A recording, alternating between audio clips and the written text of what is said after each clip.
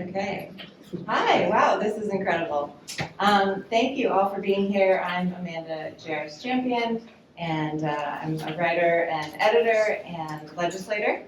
I published last fall a book called 100 Things to Do in Ithaca Before You Die, which is available locally. Earlier last year, I edited an anthology called Labor of Love, a literary mama anthology, which is all about motherhood. And I am just a freelance writer with work in a variety of different journals. And I'm a mom and a wife and, really happy to be here. So we have it divided up, so we each have a little bit of time, and then we will have some time at the end for questions. I brought trail mix if anybody needs a little snack while you get a little peckish while you're listening. And I'm really honored to be here with Susan Currie and Ann Mazer, who are incredible writers. So my book is called In My Boots, a memoir of 5 million steps along the Appalachian Trail. I did bring a few copies if anyone's interested at the end, and happy to talk more about it later or answer any other questions that you have. So the part that I'm going to read, just jump right into it. I hiked the Appalachian Trail in 1999. I hiked 6 months, and this part is about 5 days in, which was one of the harder parts. And it is a book about my hike, but it's also a book about my coming of age. And I hiked when I was 23, and it was really the first time in my life that I felt like myself and moving away from a challenging childhood with a verbally abusive father. And so this happens in Georgia a few days into the hike. A sound like shattering glass jerked me awake. My body felt wrecked, and I didn't want to get up. Alone in my tent, I lay listening to laughter outside as more crackling sounds rent the air. The chill stung my shoulders, and I pulled my arm out of my bag and tapped gently on the tent wall. It was as hard as the ground beneath me. I was encased in ice. I began hitting the walls, splintering the ice. "Need some help?" came a voice I couldn't identify. The fellow hiker broke the ice from the outside, and I was soon able to unzip and emerge into a shining, crystalline wonderland. It was a world utterly changed from the night before, and unlike any forest I had ever seen. Every branch and twig shone with a new coat of glistening ice. I gazed around the wide camping area, watching those who had already escaped their ice-enclosed tents and stood in various stages of breakfasting and breaking camp. Their colored tents and raincoats and backpacks burned red and orange and yellow against the icy backdrop. The morning air in the gap filled with clouds. It was 3 miles to the top of Blood Mountain, then 2.5 miles down the other side to the store at Neal's Gap, where I, like everyone else, was headed. I still hadn't perfected my morning packing routine, and I left camp last, not long after all the guys. Trees crusted over with ice lined the trail, and fog surrounded me as I pushed forward. The ice slowed everything in the forest. The trail rose out of the gap in a gentle meander past birch and beech and maple trees. I moved along, focusing mostly on the ground beneath me, passing boulders as big as cars. The only sounds were the crunch of my boots on the frozen trail, already cracked from those who had previously passed, and the in and out challenged puffing of my breath. Occasionally, the heart-shaped tracks of white-tailed deer traversed my path, stringing across the glacial mountainside like highways into another lifetime. I paused often to search for a white blaze to confirm I was still on the right path. After several hours, the steepness of the trail finally eased, and I followed a rock slab pathway toward a clearing. Between patches of pristine snow, boulders of all sizes sprinkled the area. Through the fog appeared the Blood Mountain hut, a small, dilapidated stone building missing its front door. The hut was tucked between a few bare oaks and an impressive boulder which equaled it in size. There I saw Chris, Brad, Kurt, and Colin sitting on the cold rocks, laughing together, trying to fill their hunger with Cliff Bars and Power Bars. Like them, I didn't unbuckle my pack, but I sat on a rock and leaned back. It was too chilly to stay for very long. "Great climb, huh?" Chris asked. We compared notes about the ascent and talked about the ice and the lack of view. Even though the summit of Blood Mountain was partially enclosed by a high-level scrub forest, there were massive rock outcrops all over the area, and had it been a clear day, we would have been rewarded with stunning views. "We'll see you down at the road," Chris said, as he and the others left the hut. I rested a bit longer, but with only 2 more downhill miles to go, I didn't linger. The ache for food that didn't require rehydration drove me on. Clouds still engulfed the peak, and here, like everywhere, ice coated every branch and boulder. Small pathways led in many directions, but leaving the hut, the AT route was unclear.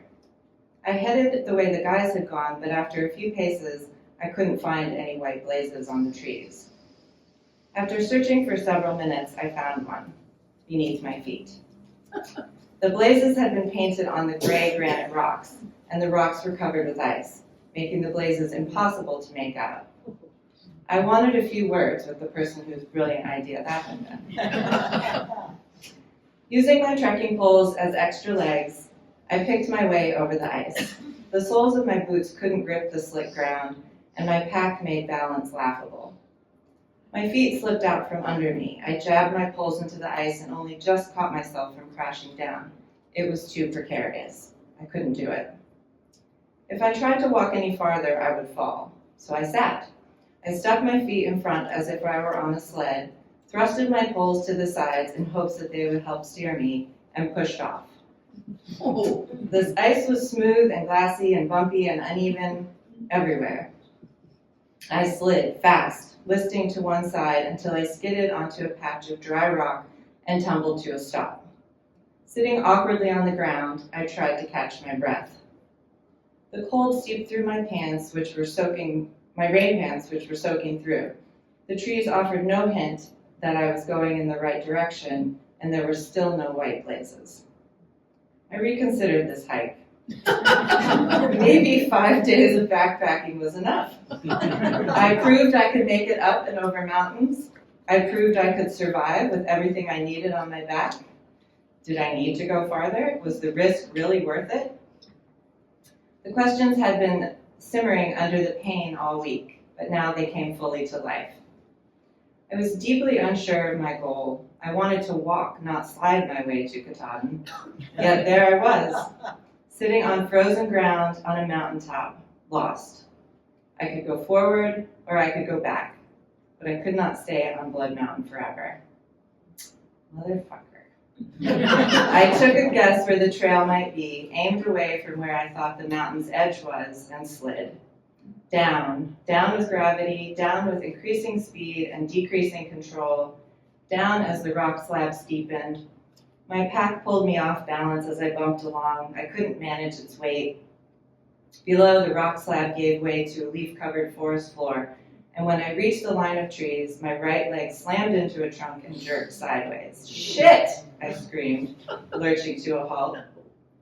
I pressed against the ice-encrusted leaves beneath me and tried to unfold my leg. A shot of pain tore into my knee.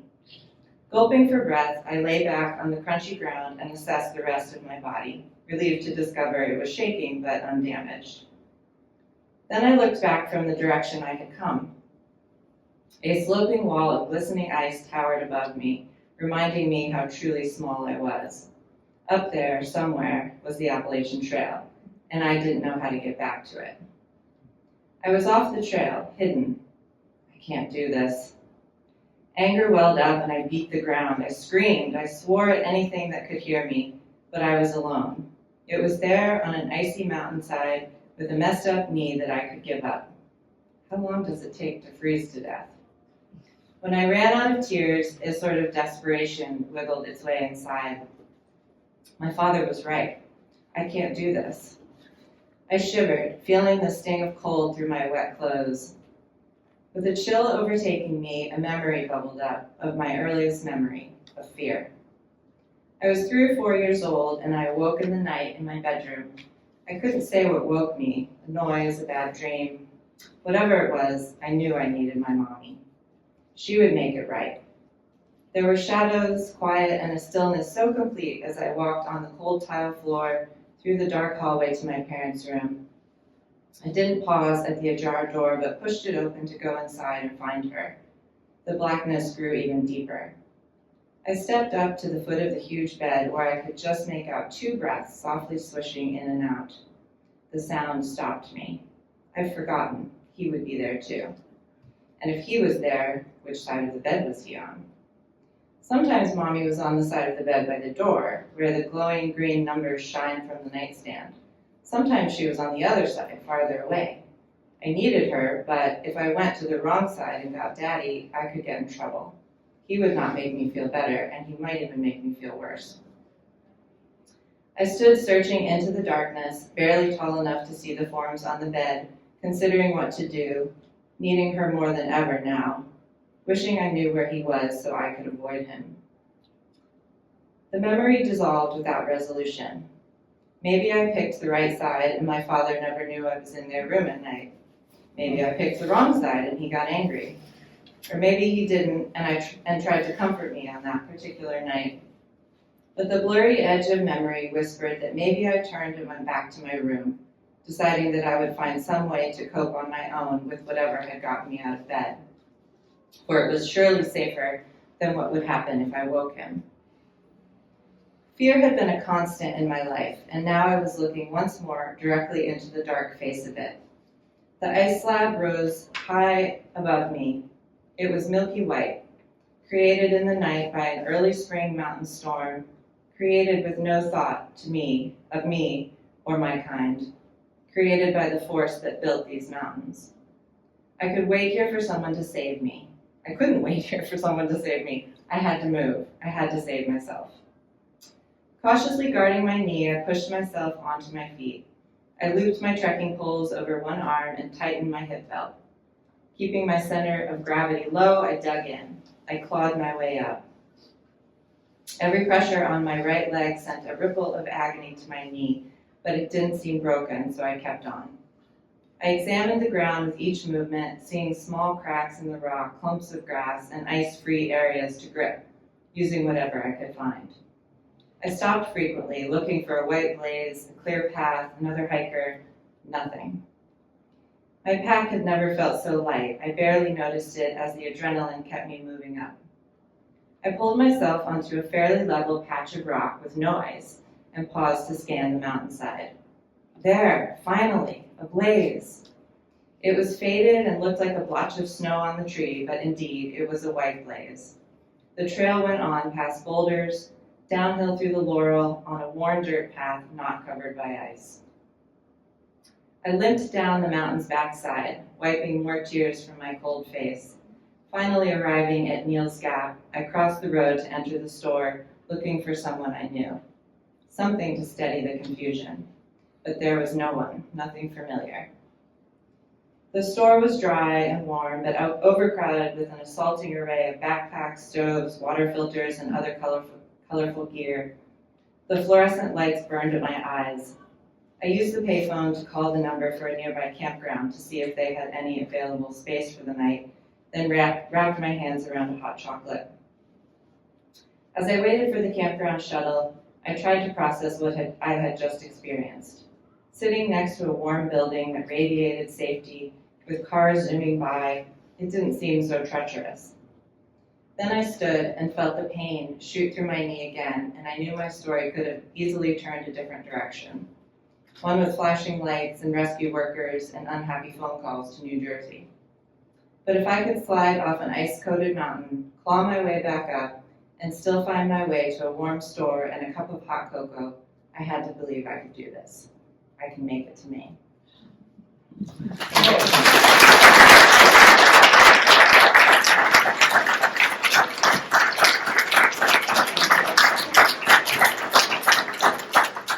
I am delighted to introduce Susan Currie.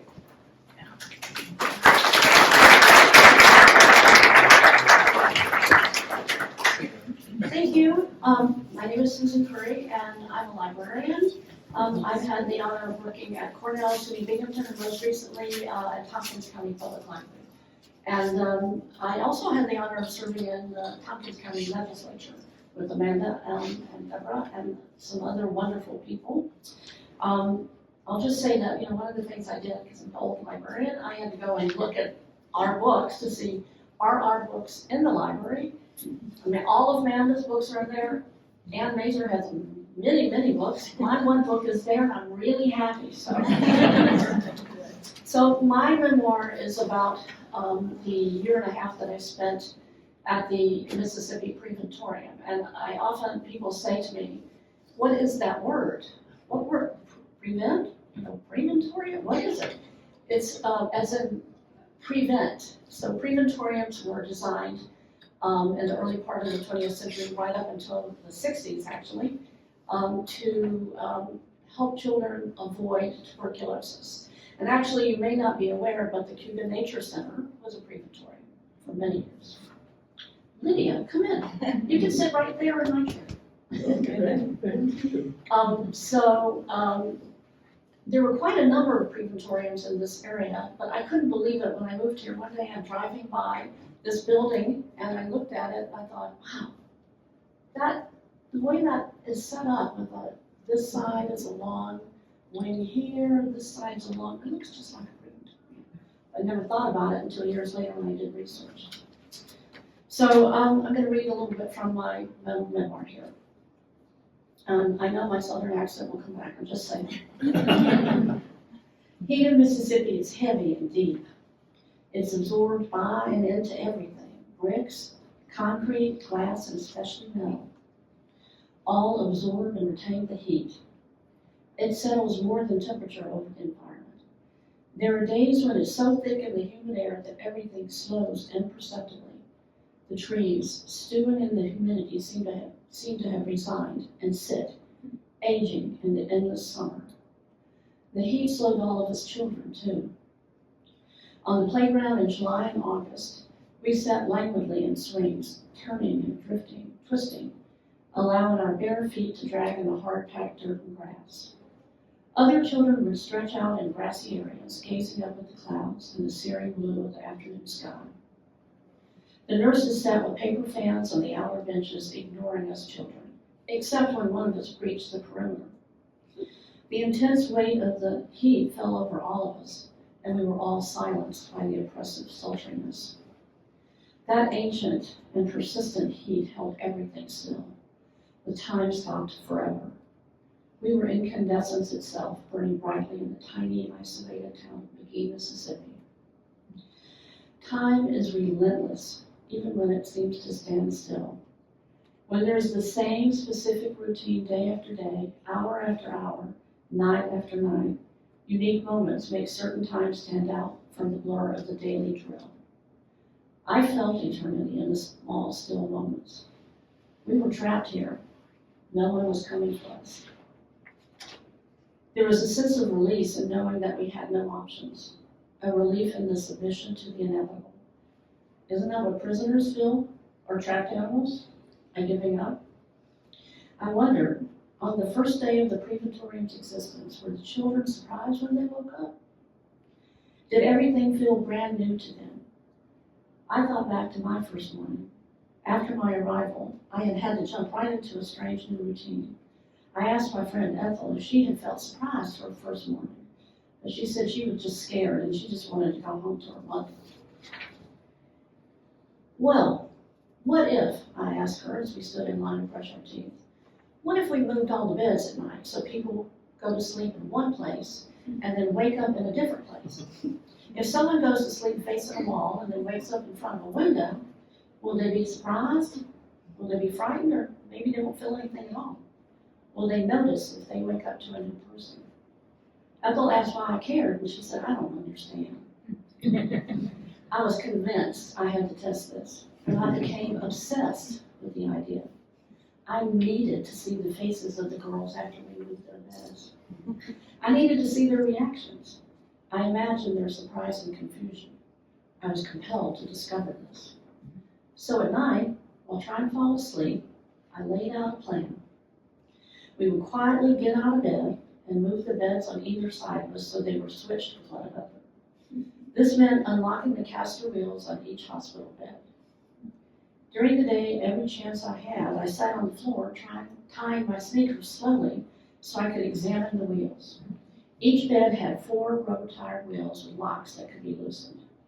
Over several days, I studied these wheels, the bed locations, the distance from the nurse's station. Ethel's and my beds were in the middle of the ward. Mine was against the window. Ethel's was against a wall between windows. We were on the same side as the bathrooms and the shower room.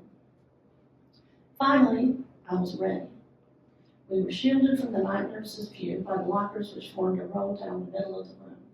To see us, the nurse had to walk around the entire ward, which she did several times a night, to check for girls not in the correct sleeping position, which meant lying on one's back, arms alongside our bodies, heads turned to the right. I waited until the nurse had walked past us and slowly rose so I could peer over the lockers to watch her. She picked up a clipboard at the nurse's station and walked out into the hall and disappeared. I immediately and hurriedly woke Ethel up to get her to help me move the beds. She was sleepy and at first didn't want to get up. I kept shaking her and asking her to help me. She was much taller than I was, and when we hugged, she could put her chin on the top of my head. I needed her strength. She stood sleepily with her arms wrapped around herself, watching me. Here, I whispered. Help me undo these wheels. We have to be quiet and fast.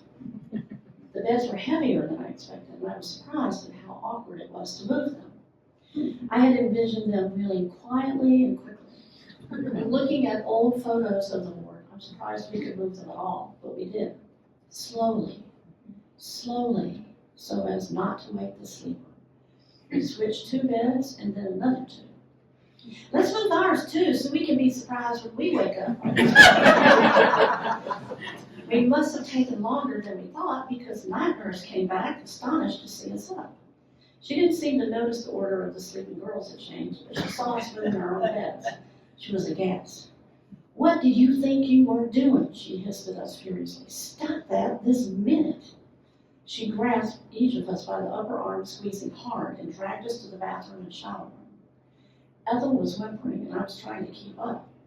She marched us into the shower room and stood us in opposite dark corners of the room. It was a square room with tiled walls and floors, and shower heads set at intervals. It seemed huge, an endless dark void in the night with no windows. We could see only the doorway, where the faint white of the washroom lavatories and tubs gleamed. I kept my eyes focused on that faint light in the rectangle of the door. I could hear Ethel snuffling and whimpering in her corner. After what seemed like an eternity, the nurse came back to check on us. I was sure she had a paddle. And I quickly scooted along the wall underneath the shower heads, turning on every shower I could. She would have to walk through pouring water to reach us. I had only managed to turn on 2 showers when the nurse appeared framed in the pale light of the doorway. We both froze in place. But to my utter surprise, she just stood in the doorway and laughed. She beckoned with her finger for us to come out of the room. Ethel rushed to the doorway, wanting nothing more than to return to the safety of her bed. I reluctantly followed her. We both stood anxiously just outside the door of the shower room. I was completely soaked from the showers. Girls, if you will go back to bed and just go to sleep, you won't be punished. She smiled at us and whispered, I mean it. You both need to be in bed. Go turn those showers off and come back out here. I slid along the tiled walls, feeling coldness of wet tile as I turned off the showers. The nurse brought us dry pajamas from our lockers. I could see 1 or 2 girls in bed shifting at the unexpected sounds, but none of them awoke. We pulled on our dry pajamas and went to our beds, climbed in, and lay on our backs, heads turned in the right direction. Once the nurse was gone, we looked at each other and giggled at our adventure and the near miss with the paddle. Ethel fell asleep quickly. I watched, as always, with my eyes almost closed, but not quite, as the nurse made rounds of the ward. The next thing I knew, it was morning. Later that next day on the playground, I overheard the nurse telling another nurse that our adventure had livened up the usually tedious night shift. But after that, she never left the ward until she was certain we were fast asleep, even though I often tried to wake her out. And that morning, no one, not one single girl, uttered a peep about having gone to sleep in one location. I was devastatingly disappointed. Either I had not made a dramatic enough change, or they just blindly accepted whatever happened in the preventorium. Or was it that no one dared to ask about a bed movie? The nurse told my mother on the Sunday visit, and they had a good laugh about it, although my mother cautioned me to behave. I sometimes thought about trying that experiment again, but I never did. Thank you. Now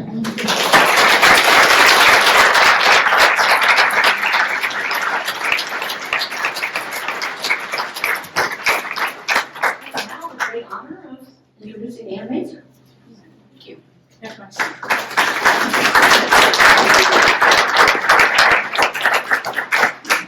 Okay, hi everybody. I'm Ann Mazer. I wrote a lot of children's books, and right now I'm working on a memoir, I guess. I really don't know what I'm doing, but this is just a piece of my life. And it's a piece of my life from when I was too small to remember, but which, as you'll understand when you hear this, it has always fascinated me. Okay. In the fall of 1953, when I was a baby of just 6 months old, I went into hiding with my parents as part of the communist underground. My mother and father were part of a wider plan to go underground in order to preserve the party. At that time, its members were heavily persecuted by the FBI. Many people lost their livelihoods or were imprisoned. It was treasonous to even associate with the Communist Party. But our family was riddled with party members. Rumor has it that not long after arriving in the United States, my maternal grandmother's family had split over politics. One side was communist, the other socialist. We were the communist side. The two parts of the family eventually stopped speaking to each other and fell out of touch. Several of my great uncles and a great aunt were outspoken and active party members. My father's parents were likely party members too. My father grew up in the Coops, the Bronx cooperative housing that was built for party members. His parents, immigrants from Vengrove, Poland, were members of the International Ladies' Garment Union, which had strong bonds with the Communist Party. My grandmother was also a union organizer. Like others of my generation, I was born into the party. I also had the dubious distinction of being conceived at a Communist Party weekend in a remodeled former chicken coop. I hope that gave my mother some happy memories. She disliked party gatherings. Even as a newlywed, men were always hitting on her. "Come sit on my blanket, comrade," was how she summed up the experience.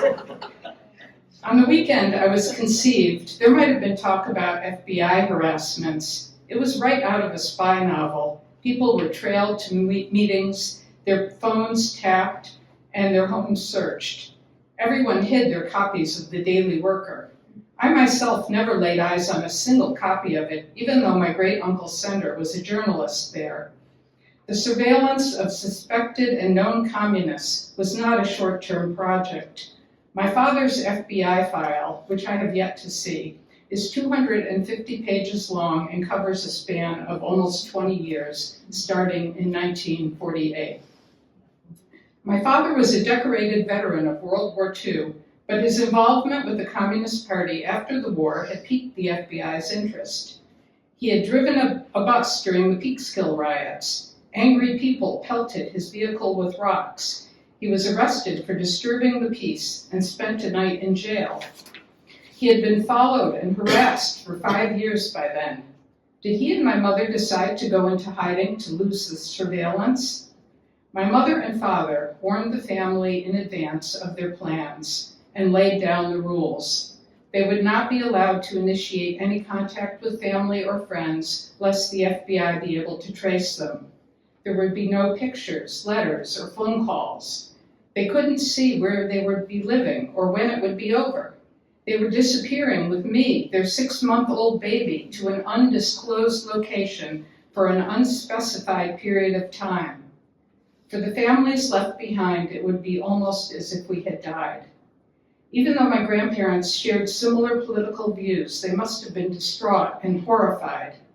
For my parents, particularly my father, it was the start of a great idealistic adventure.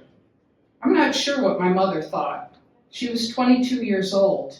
Did she share my father's enthusiasm, or did she dread being on her own with a baby, far away from family and friends?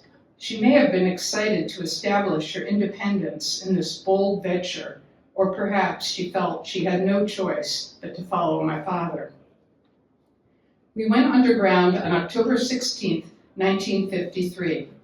My maternal grandmother, Jean Fox, marked the date on her calendar. According to my father, we went to a safe house somewhere in rural New Jersey. Our job was to host a series of important underground party members who would stay with us for a short time and then move on. The details of our living situation are vague. My father described a farmhouse by a lake.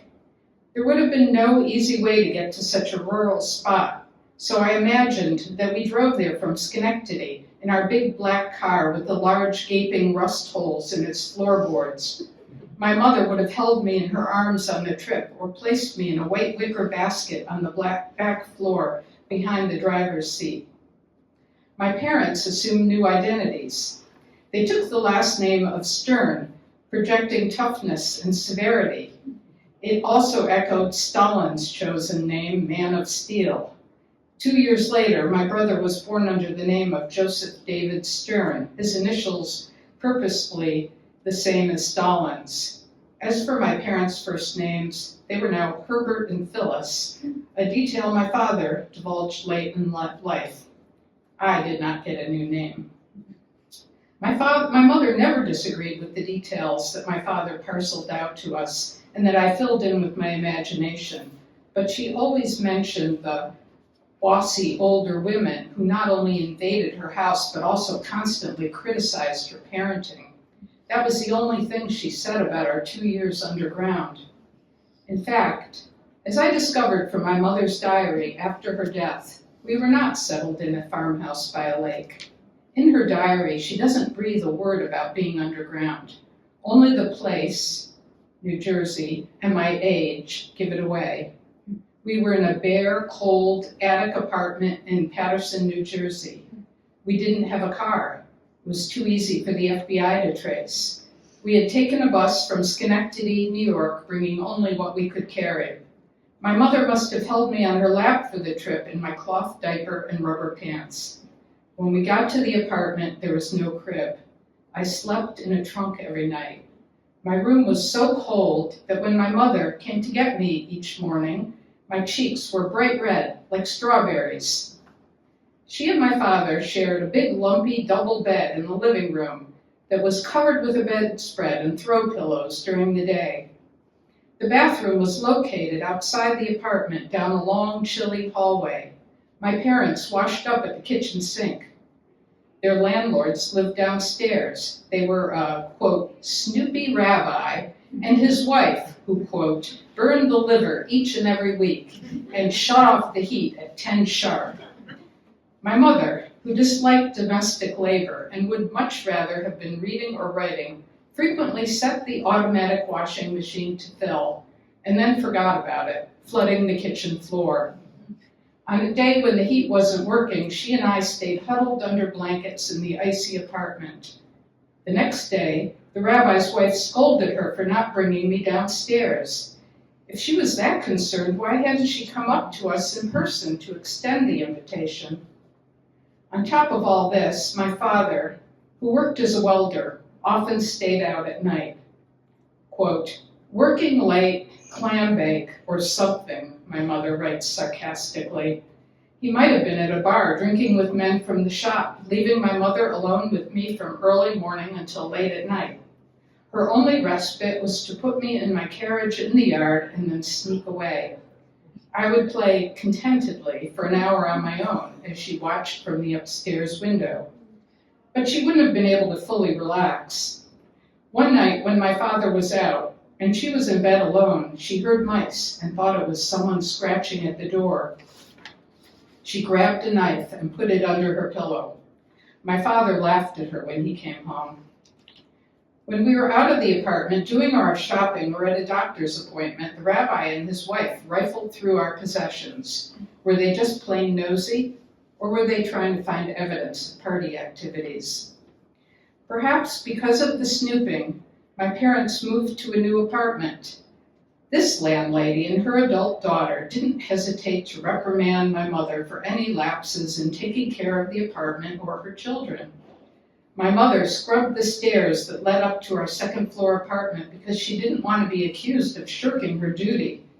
But sometimes the landladies had reason to scold.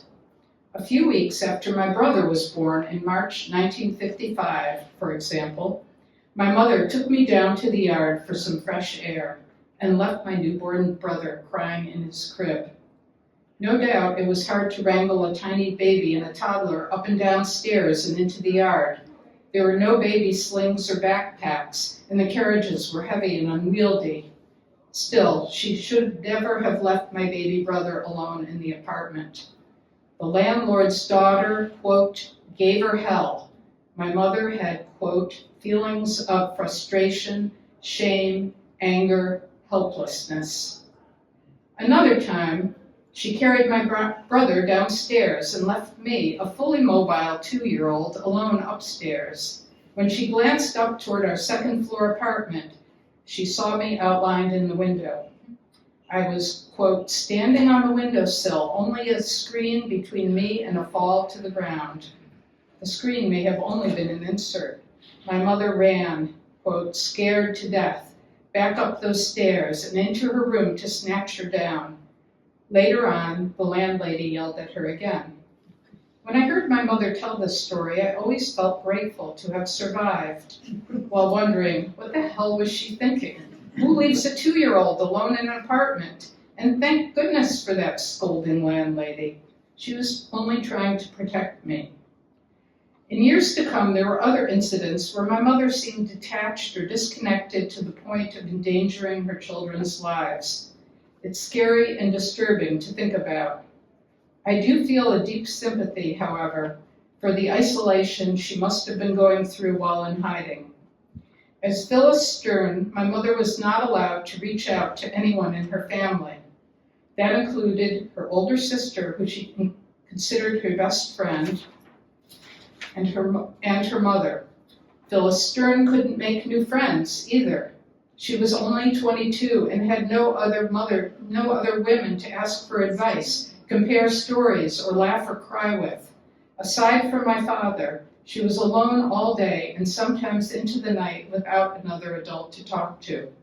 She couldn't form even a casual relationship, as that might threaten their cover and betray their mission. But what mission exactly was it? The apartments they lived in weren't conducive to hosting. In the first apartment, they slept in the living room, and I was in a trunk. I don't know the details of the second apartment, but even if they had room for guests, they would have been subject to close scrutiny by their landladies. So what were my parents doing for the party in Paterson, New Jersey? And what about that country house by the lake? Was it an actual part of their underground experience, or just a cover story? My father talked about it until the end of his life. He let slip some closely guarded secrets, but he never altered any details of that particular story. I may never know the full truth of where they were or what they were doing, but I'm sure of one fact. The burden of living underground fell heavily, and perhaps almost entirely, on my young mother.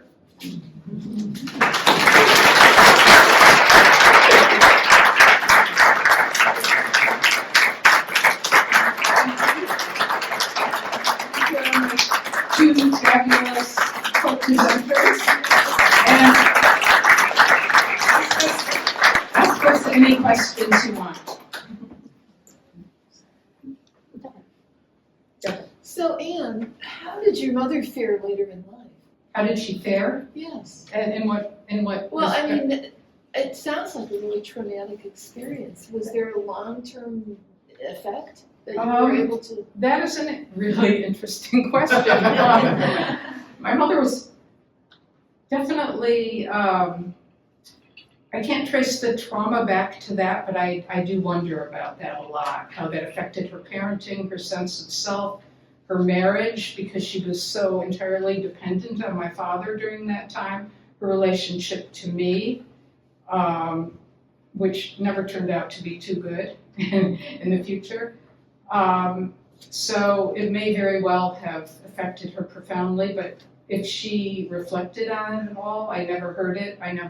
She left extensive, thousands of pages of diaries, but I haven't seen anything about that experience. So it's really a mystery to me, and I think that's one of the things that drew me to this subject. It's an amazing story. Thank you. Thank you. I'd like to know how far along you are in that book. You haven't finished it. Oh, yeah. I keep starting and stopping and starting in different places and stopping again. And so I'm just working on it, and I feel like I've actually been trying to write it for 15 years, as Susan frequently reminds me, but I've gotten serious about it in the last year, I would think. So I'm kind of groping my way in the dark. It's not as straightforward a story as I wish it were. Well, I'm looking forward to reading it. Thank you. I just want to say it's a pleasure to hear people read their writing. It really adds.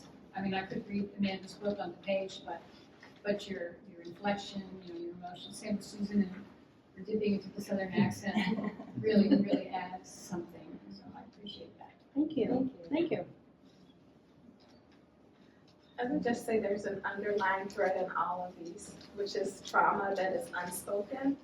And in the case of your memoir, Susan, it's like preventatorium, but at the same time, it's traumatizing. It was the strangest experience, and it was a shameful secret for me. I mean, for many, many decades, I never told anyone.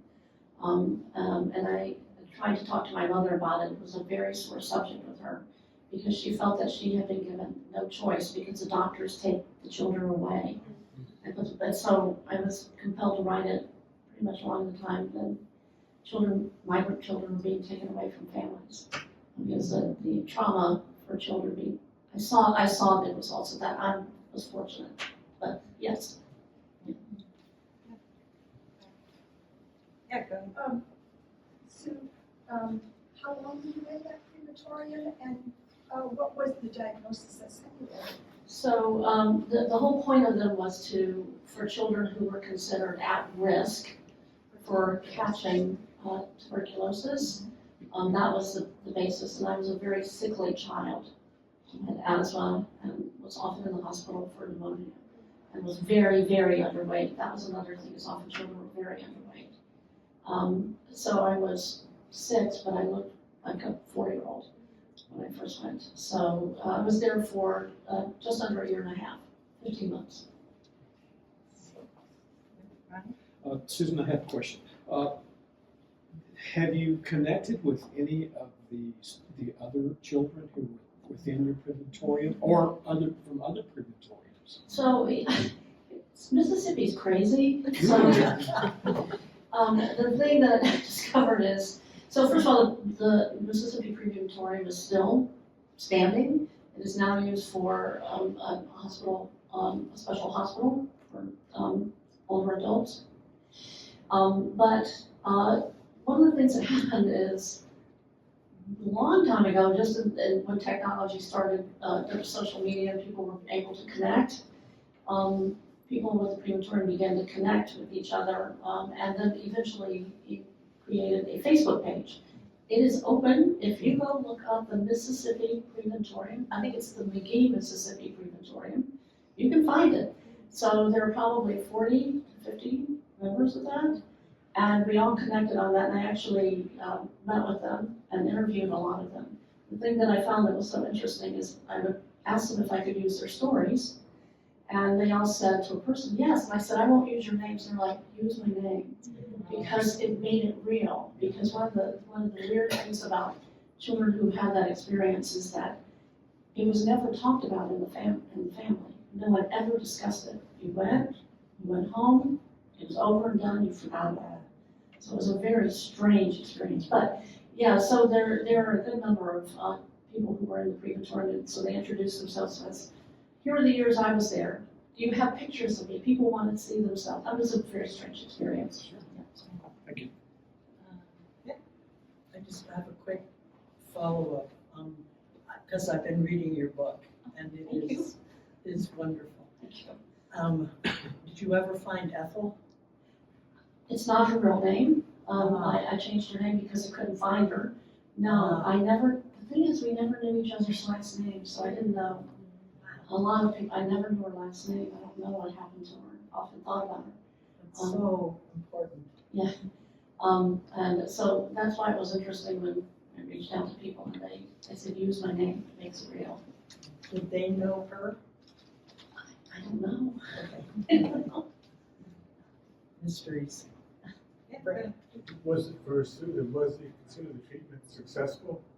She's still here. At the time, was it successful? Was the Preventorium successful? Yeah, or your treatment. Oh, well, I was healthier when I went home, but, I had real difficulty after, I had difficulty going back into a different routine. I had enough time to get used to the Preventorium, and then I was brought back, and I could not adjust. I had a hard time. But physically healthy, yeah, really good.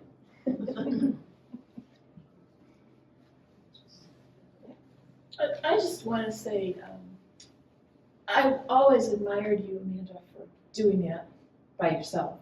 But never more so than after our experience last year when as people in their 70s, we walked Hadrian's Wall from one side of England to another. There were so many times when I thought, why on earth are we doing this? And I can't go another step. And I can't imagine you doing 6 months of walking by yourself. So, hands off. Thank you. I have a question quick. Sure. Related to that, how much time of your walking did you spend watching your feet or watching your surroundings? Probably most of it watching my feet. Okay. Us too, yeah. I mean, there's too many rocks, and Exactly. you're either going straight up or straight down, and I think that there were some open spaces and fields, that you could kind of look around, but yeah, that was kind of the hard part about it. Question in the back, yeah. I'm curious about the title of your book. Yeah. And did you choose that title, and can you talk about I did. I did choose that. I went through 4 pairs of boots.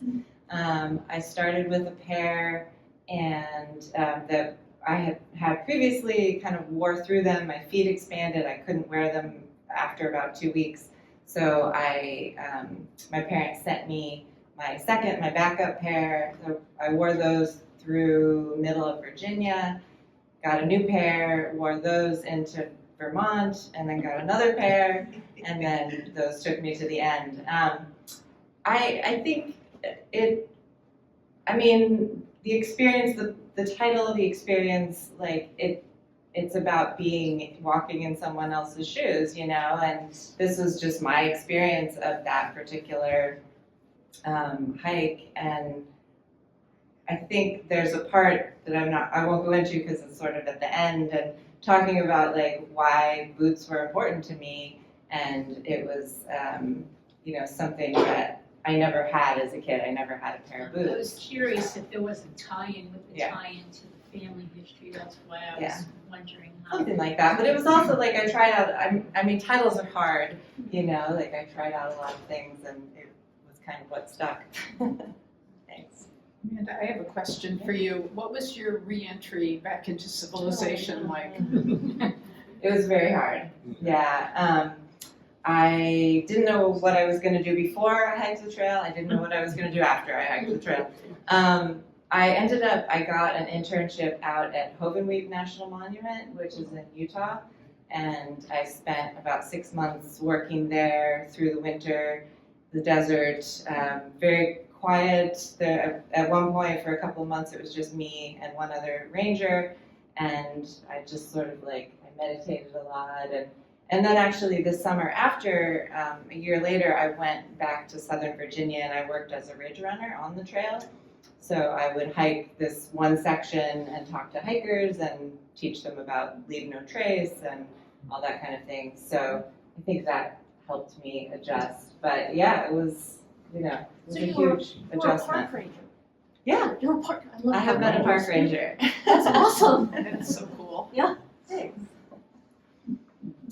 Your question? I had a question for Anne. Okay. The question I had is, did you talk to your mother about being underground and your father being in the Socialist Party?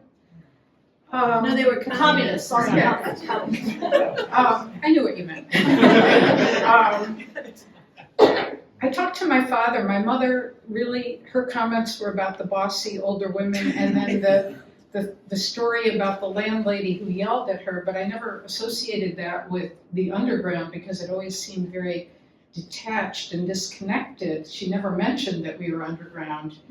And so I thought it was just some incident, and I never quite put it together until I read, came across this diary entry, which I had seen a lot of times, and I just looked at it, and all of a sudden I realized how old I was and where I was, and I was like, oh my God, this is a description of being underground, and that contributed to this. But I actually never talked to my mother about it.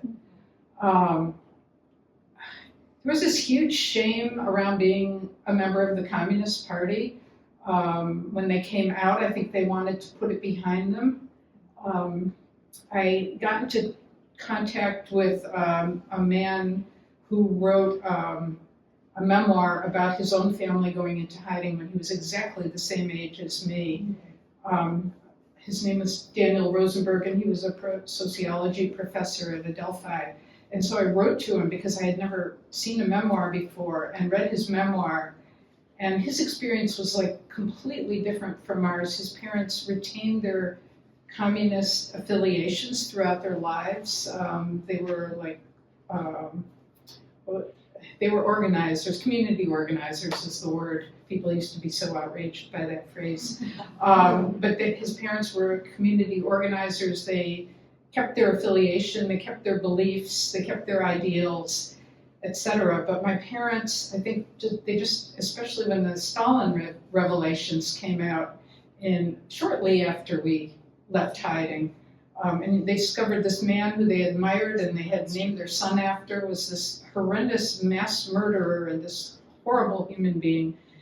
And I think they just, the FBI continued to trail my father and bother him through the 60s, and he was teaching in a high school and he lost his job because of his communist affiliation. So there was, consequence, but nobody really talked about it that much. That might be a little more than. That's great. Yeah, okay. What will you call your book? I have no idea. Good name. Titles literally are hard. Titles are Titles really are sometimes hard. the hardest part of writing a book. Yeah. Sometimes the easiest, sometimes they come to you Yeah. first. Yeah. Anybody else? I have another one. Just an observation listening to the three of you who I've never met before. All three of you obviously very strong women. All three of you choosing to examine traumas at very young ages and trying to figure them out through writing. First question, have you written other things about other parts of your life? And why did you choose writing as a tool for examining? Wow, that's such an interesting question. Who Sure, wants to go first? I'll go. I've written a lot about motherhood. That was kind of when I went back to school about 10 years ago to get my MFA. I was in the thick of my son was 6 or 7, and so that was kind of what was coming out at the time. and I've published several essays about motherhood. And I worked with a journal called Literary Mama for a long time. So that was a lot of internal examining and what does it mean to be a mother, and what are, I want this for my son. I wanted to like give him nature experiences and all of this, but is that just something I want? So I think I mean, you've written other things, but I can't write fiction. Like, I cannot come up with a story to save my life. I need a story that's already there, and I can write it. And what was the second part? Oh, why choose writing? I don't know. I mean, I think I've always been a writer. I've always written in a journal. I've tried to write little short stories and poems, and I blogged for a long time. I think, I can't sing, and I'm not a good painter. But for whatever reason, writing that's what has always drawn me. That was such an interesting question. Yeah. Why did I choose? So I always wrote fiction, and I find nonfiction extremely difficult. Obviously, some of I've written all my life, and I've earned my living as a writer. And so I haven't been writing children's books for about 10 or 15 years, and I just kind of let things, I kind of walked away from everything for a while, and I wasn't writing. But that's a really interesting question. I think, and I've attempted to deal with various kinds of trauma all through my life in various ways, but not so much through writing. And I suddenly felt like this would be incredible to be able to write from my actual lived experience.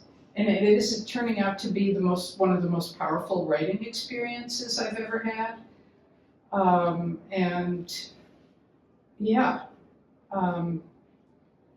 It's very hard. It's like wrestling. It is literally wrestling with like your inner dragon. But also when you're able to, this is going to mix all the metaphors, when you're able to express that energy or whatever it is, or that trauma, but put it in a form of a story that makes sense to you and that you feel is true and honest, that's incredible. I mean, it just feels very healing, honestly.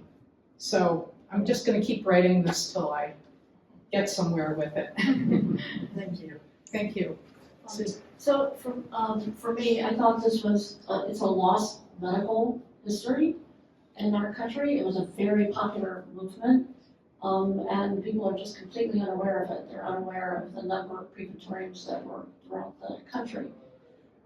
So it felt like a really important medical history that should not be lost. But for me also, it was processing, everything that you're saying is that, I also think it's just a really weird story. It's a weird experience, and I felt like it should be out there. It shaped who I am, and it certainly was a very traumatizing experience, both going and then coming out. So I felt like it was a way of rationalizing and explaining it to myself. And as it turned out, all of the people that I connected with on that Mississippi Preventorium Facebook page, for them it was their processing too.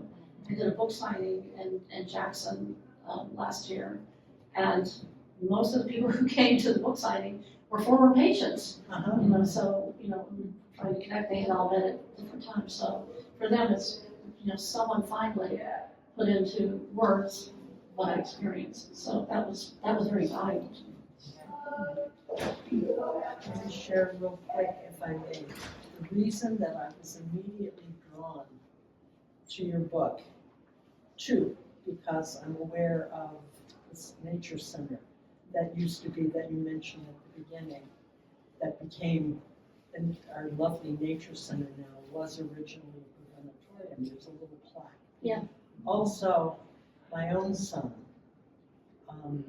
was born with a lot of congenital disabilities, and so spent his beginning in the hospital. He is 38 now and is teaching in the Ithaca City School District, so he has worked through it. But what I've been reading in your book is that distancing, that thinking of yourself at a very young age as the other, and feeling self-blame, feeling like, because you don't know what's going on. You're learning about life, and suddenly there you are. You're distanced. You're apart. You don't know why. You have to figure it out. Which is why I asked the question about why did you choose writing to work through. I'll just tell you one more thing, is that I used to dream about I am 72, and I have dreamt about the Preventorium almost every night of my life until I wrote this book. So I don't dream about it so much anymore. Kind of nice. Yes, thank you. Are they doing questions now? We're doing questions. Yeah, it's 5:30, we have to clear out.